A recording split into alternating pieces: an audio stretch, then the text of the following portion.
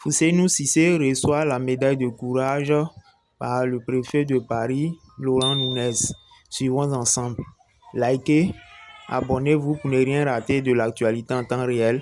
Laissez vos avis dans les commentaires, partagez pour toucher le maximum de personnes. Nous sommes vendredi 4 juillet 2025, après-midi, au 49 rue de la Chapelle, dans le 18e arrondissement de Paris. Un immeuble prend feu.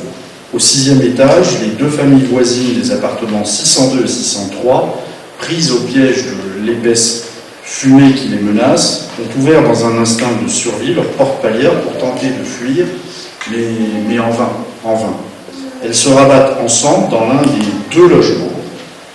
Au même moment, à un immeuble de là, au 47 terre de cette même rue, même étage, un homme alerté par l'attroupement qui s'est formé au pied de l'habitation, en flammes, et par l'odeur de plus en plus forte de brûlé, pose un premier acte d'une grande responsabilité, d'un profond altruisme, en décidant de faire évacuer ses voisins de palier.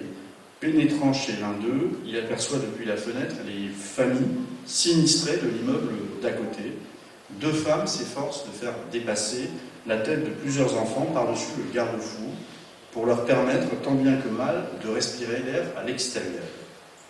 L'homme, toujours le même, décide alors d'enjamber l'étroite fenêtre et de se hisser sur la corniche, large de quelques centimètres seulement, à une vingtaine de mètres de hauteur.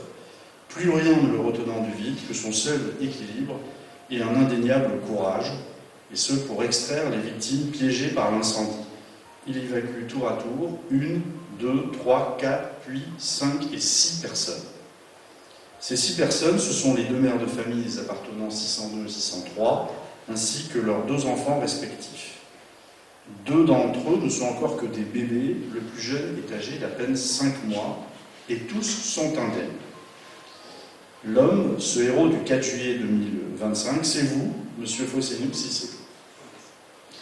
Vous l'ignorez sur le moment, bien sûr, mais la scène, votre geste est filmé et les images qui deviennent bientôt virales montrent votre intervention courageuse et salvatrice et votre admirable sang-froid.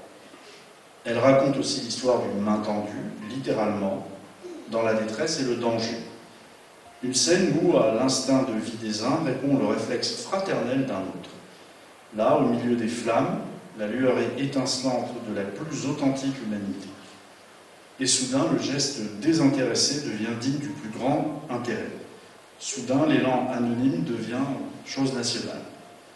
Et c'est ainsi que le courage et le dévouement font parfois d'illustres inconnus les inconnus les plus illustres.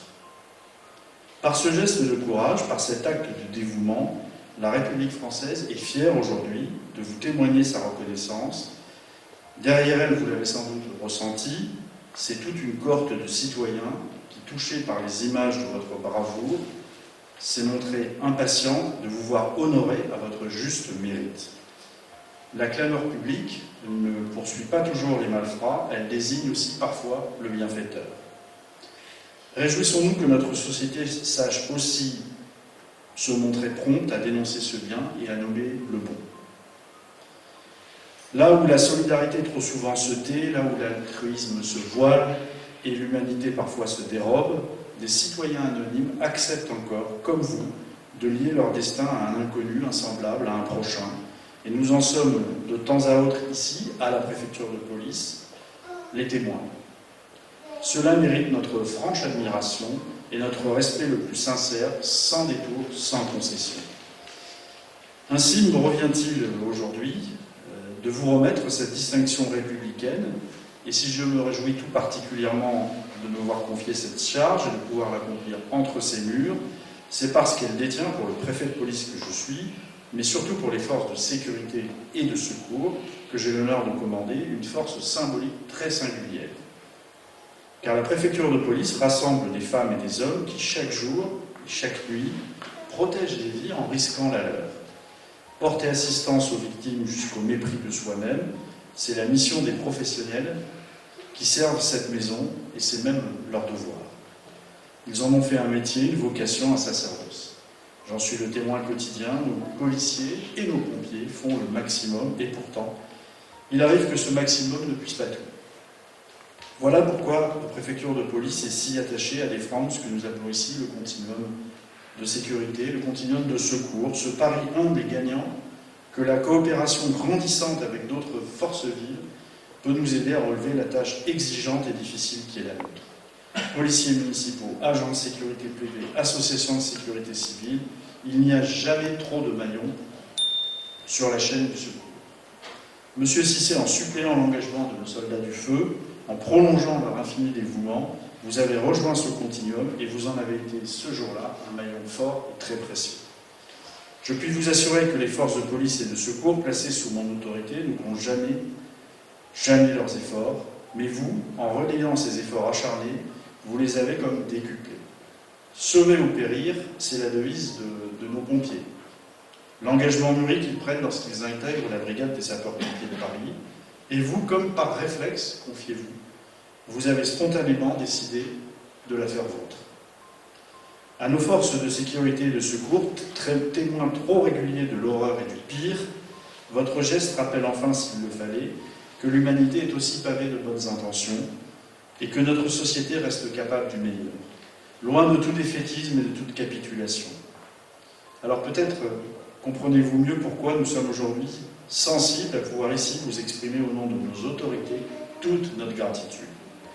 Dans la patrie française, les hommes naissent libres et égaux, liberté, égalité, ça c'est la France qui le garantit, mais la fraternité, elle n'existe que par ceux qui la pratiquent. Elle ne peut compter que sur les âmes volontaires qui en font librement le choix. Vendredi 4 juillet, M. Cissé, vous avez fait ce choix. Et la République française s'en est mieux portée, parce qu'elle pouvait un temps reposer sur 3 piliers, liberté, égalité, fraternité. Alors en cette veille de fête nationale, aux sentinelles anonymes, aux civils courageux, aux concitoyens dévoués comme vous, la nation est reconnaissante, cher M. Cissé. C'est pourquoi je vais vous remettre dans quelques instants, au nom du président de la République, qui s'est entretenu avec vous au téléphone et qui a souhaité évidemment que vous bénéficiez de cette décoration, au nom de Monsieur le ministre d'État, ministre de l'Intérieur, Bruno Retailleau. Donc je vais donc vous décerner la médaille pour acte de courage et dévouement, qui est une médaille que nous attribuons à toutes les personnes qui accomplissent au péril de leur vie un acte courageux pour sauver des personnes, pour arrêter parfois des malfaiteurs. Et c'est donc une distinction importante de la République française et qui est décernée par le ministère de l'Intérieur. Voilà, donc je vais procéder à cette remise de décoration.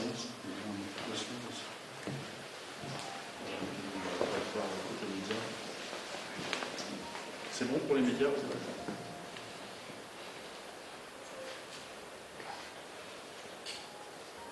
Voilà, Monsieur Fosséniou Cissé. Au nom du ministre d'État, ministre de l'Intérieur, nous vous décernons la médaille pour acte de courage et dévouement, échelon or. Voilà, félicitations. Merci. Merci.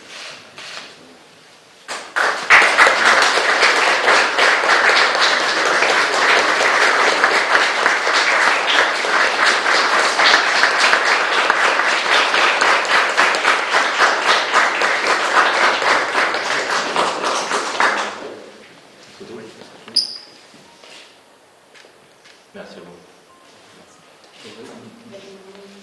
Juste un petit peu. Voilà. Bonsoir. Bonsoir à toutes et à tous. Bonsoir à toute cette assistance ici présente. Là, je voudrais adresser mes remerciements à monsieur le préfet, Laurent Nunez, préfet de police. Mais effectivement, remercier son Excellence M. Emmanuel Macron, président de la République, à toutes les autorités de la République française. Apparemment, je remercie aussi le ministre de l'Intérieur, M. Bruno Retailleau. Voilà, donc c'est par leur engagement et leur souhait qu'on puisse être là aujourd'hui, afin que cette médaille-là puisse être décernée à ma personne.